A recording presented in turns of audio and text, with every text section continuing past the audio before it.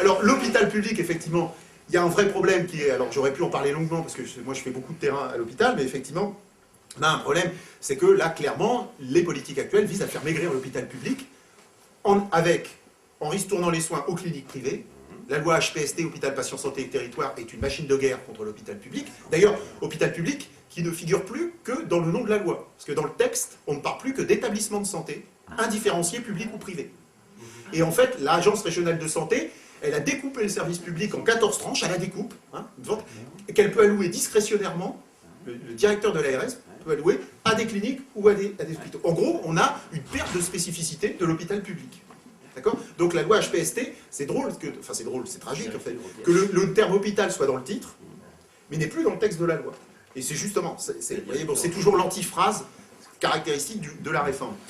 Alors il y a un truc qui est fabuleux, par exemple récemment on vient de décider que si les établissements ne retournent pas assez à l'équilibre, ce qu'on appelle les MIGAC, les missions d'intérêt général, c'est-à-dire qu'en gros qui viennent financer tout ce qui est enseignement, recherche, prise en charge des plus précaires à l'hôpital, etc. Il y aura le gel, ces crédits seront gelés pour obliger les établissements à retourner à l'équilibre. Comment dire qu'en gros l'intérêt général est pris en otage par l'orthodoxie budgétaire, c'est-à-dire vous ne retournez pas à l'équilibre, on vous sape vos missions d'intérêt général. C'est une conception singulière du service public, vous l'accordez.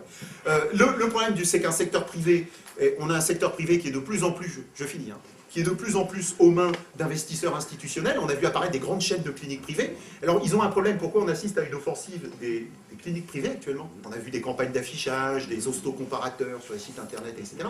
Ils ont un gros problème, les cliniques privées. C'est qu'aujourd'hui, ils sont tenus par des fonds de pension, des fonds d'investisseurs, mais leur taux de rentabilité baisse.